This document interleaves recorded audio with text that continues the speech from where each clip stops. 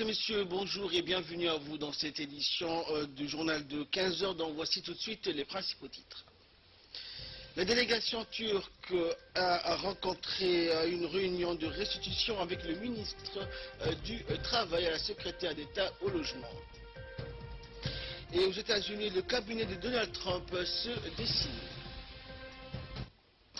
Merci donc à vous de nous rejoindre pour cette nouvelle édition. La délégation turque en visite de travail pour une mission de 2 jours à Djibouti s'est rendue hier pour une visite de courtoisie auprès du ministre de l'économie et des finances chargé de l'industrie Ilyas Moussa Dawalé.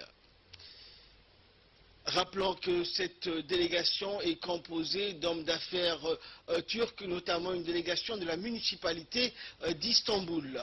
Et durant la réunion avec le ministre de l'économie et des finances, les discussions ont porté sur les voies et les moyens de renforcer la coopération entre Djibouti et la Turquie, plus particulièrement le renforcement de la coopération avec la municipalité d'Istanbul.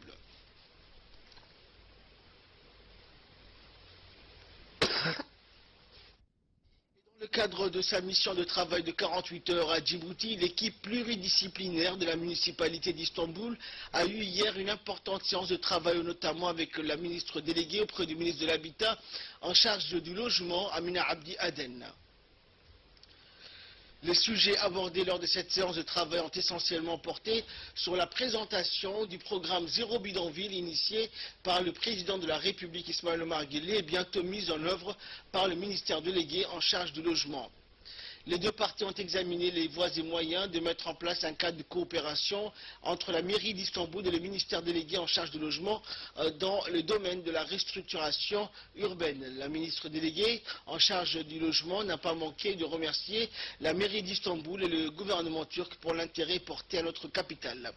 Et la délégation turque de la municipalité d'Istanbul a également eu hier une importante réunion de restitution et de synthèse avec le ministre de l'Habitat, de l'Urbanisme et de l'Environnement, Moussa Mohamed Ahmed. Point d'orgue de la mission de la délégation turque à Djibouti.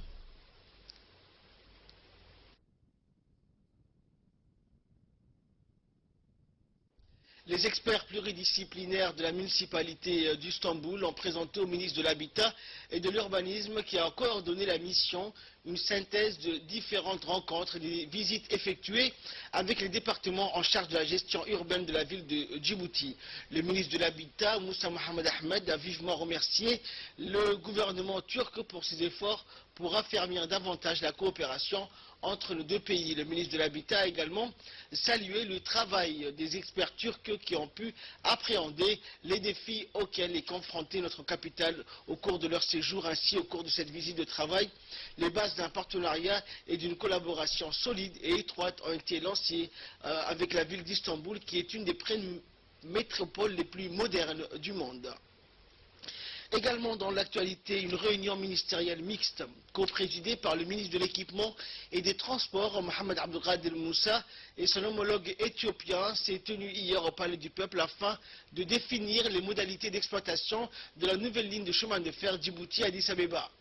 Cette réunion a pour objectif de finaliser tous les documents juridiques et institutionnels à l'approche de la mise en exploitation de la voie ferroviaire. Ont participé à cette réunion de membres du gouvernement et de hauts cadres de l'administration et des établissements publics, dont notamment le ministre des Affaires étrangères, le président des autorités des ports et des zones franches, le directeur général du chemin de fer, premier conseiller de l'ambassade de Djibouti à Addis Abeba, les directeurs des affaires bilatérales, le directeur du terminal à conteneurs du port de Djibouti, ainsi que d'autres cadres djiboutiens. Au cours de la réunion, ils se sont penchés sur les conditions générales de la profitabilité et de l'efficacité de cette nouvelle ligne de chemin de fer, en mettant en exergue les relations de coopération existantes entre les deux pays et qui sont très anciennes. Autre nouvelle du pays, 4 jeunes filles entrepreneuses ont tenu hier matin une conférence de presse pour présenter une exposition sur le nouveau style d'habit, l'art de la photographie ou de la musique qu'elles vont réaliser au Djibouti Palace Kempinski. Réunis donc dans leur travail sous le pseudonyme d'Arawelo, femme légendaire, leader de son état, les 4 jeunes filles veulent promouvoir un nouveau style d'habit, l'art de la photographie et la nouvelle musique moderne électronique lors d'une exhibition qu'ils vont tenir au Djibouti Palace Kempinski. Aidés en cela par le ministre de la Femme et de la Famille et de Société de la Place, après Man Youssouf, spécialiste de l'art et de la photographie, Mahadouayan Mohamed, DJ de son état, viennent de lancer la nouvelle musique électronique djiboutienne. Notre deuxième photographe est absente, mais nous allons parler aussi en son nom. Donc voilà, Arawelo Wagari consiste à un événement, c'est une exposition d'art qui regroupe 4 artistes djiboutiens qui ont pour objectif de revaloriser leur culture et leur tradition à travers l'art. Et pour le coup, là, c'est à travers la photo, la mode et la musique. On va exposer samedi 12 à 19 h au Kempinski. C'est l'ouverture. Et bien sûr, pendant toute la semaine, nous aurons l'exposition qui va continuer dans le lobby du Kempinski jusqu'au 18. Donc, c'est du 14 au 18. En quoi consiste Arawelo Wagari? Arawelo, vous connaissez, c'est une reine légendaire connue dans la région. Aujourd'hui, on se dispute un peu les origines de cette reine.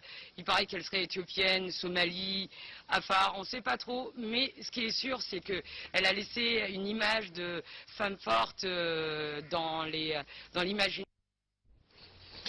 Et toujours en nouvelle nationale, l'ambassade du Japon organisera un festival du film japonais du 13 au 15 novembre 2016 en collaboration avec l'Institut français de Djibouti. Le programme de ce festival est si loin, une sélection de 3 films sera présentée: After the Flowers, Water Boys et Le Chef du pôle Sud. L'entrée est libre et accessible à tout public, la porte est ouverte de 18h30 et la langue des films est japonais sous-titrée en français. Et pour le premier jour, un cocktail sera offert et des démonstrations de samouraïs jouées par des membres de la force d'autodéfense japonaise aux participants avant le film. Et page nécrologie pour clore l'actualité nationale. Nous avons le regret de vous annoncer le décès de monsieur Khairé Youssouf Ibrahim. Le défunt Khairé Youssouf est mort hier à son domicile familial à Hayablé. Il était âgé de 70 ans. Il laisse derrière lui 11 enfants et 25 petits-enfants. Le défunt était l'oncle maternel de notre collègue Abdelazar Ibrahim, animateur somali de la langue somalie à la radio. Nous prions Dieu Tout-Puissant d'avoir pitié de son âme et de l'accueillir dans son paradis éternel. Inna lillahi wa inna ilayhi raji'un. Actualité internationale, à présent, nous vous le disions en titre, aux États-Unis, le cabinet de Donald Trump se dessine. À quoi ressemblera la garde rapprochée du nouveau président américain? Pour composer son équipe d'ici le 20 janvier, Donald Trump devra récompenser ceux qui lui ont été loyaux au sein d'un parti divisé sur son candidat. Le général à la retraite, Michael Flynn, partisan d'un rapprochement avec la Russie, pourrait devenir le conseiller à la sécurité nationale. Rudy Giuliani, l'ancien maire de New York, connu pour avoir fait chuter la criminalité dans sa ville, pourrait hériter de la justice. Sarah Palin, la colistière de John McCain en 2012, serait en lice pour le portefeuille de l'Intérieur. Le nom du sénateur de l'Alabama, Jeff Sessions, circule pour la défense ou les affaires étrangères, à moins que le poste de secrétaire d'État ne revienne à Newt Gingrich, l'ancien speaker de la Chambre des représentants. Chris Christie, gouverneur de New Jersey, pourrait être nommé secrétaire au commerce ou bien à la sécurité nationale, sauf si ses ennuis judiciaires lui barrent la route. Enfin, parmi les noms qui circulent, celui de Kellyanne Conway, qui confirme avoir accepté un poste dans l'administration Trump. La directrice de campagne pourrait devenir la plus proche conseillère du 45e président des États-Unis. Et enfin, en Grèce, attaque à l'explosif devant l'ambassade de France. À Athènes, en Grèce, la police enquête sur une explosion qui s'est produite devant l'ambassade de France, tout près du Parlement. Plusieurs témoins racontent qu'un engin explosif, sans doute une grenade, a été jeté en direction du garde de l'ambassade, un officier de police grec, le blessant légèrement au pied. Quelques minutes après l'explosion, la police est arrivée sur les lieux et a fermé l'avenue à la circulation. Les enquêteurs sont sur la piste d'un acte terroriste.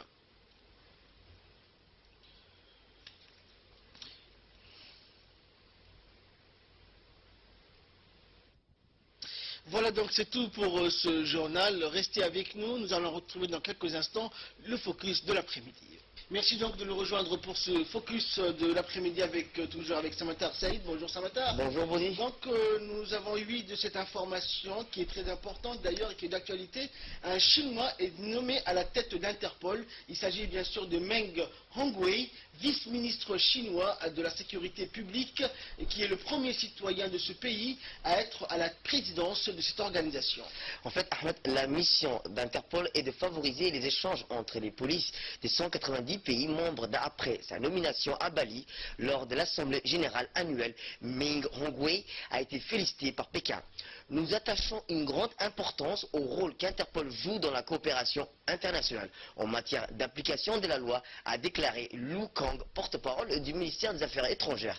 Et nous souhaitons promouvoir la sécurité à l'échelle mondiale. La Chine est prête à prendre plus de responsabilités et à apporter une contribution plutôt plus importante. Et cette autre information qui dit qu'au Botswana, le diamant serait le moteur de l'économie, le Botswana, qui est bien sûr connu comme étant le plus grand producteur de diamants d'Afrique. En fait, Ahmed, le secteur représente environ 20% du PIB et plus de 70% des recettes d'exportation face aux différents défis touchant le secteur. Les principaux acteurs de la filiale se sont réunis dans la capitale Gaborone pour discuter de l'avenir de l'industrie du diamant. Le vice-président du Botswana a tracé les grandes lignes qui guident la politique de développement du diamant. Nous resterons concentrés et attentifs sur toutes les potentielles menaces, qu'il s'agisse des perturbations dues à la technologie, de l'instabilité en rapport avec la sécurité ou la croissance actuelle des économies, a souligné le vice-président. Merci Samata pour toutes ces explications. Merci à vous de nous avoir suivis. C'est la fin de ce focus. Excellent après-midi à toutes et à tous.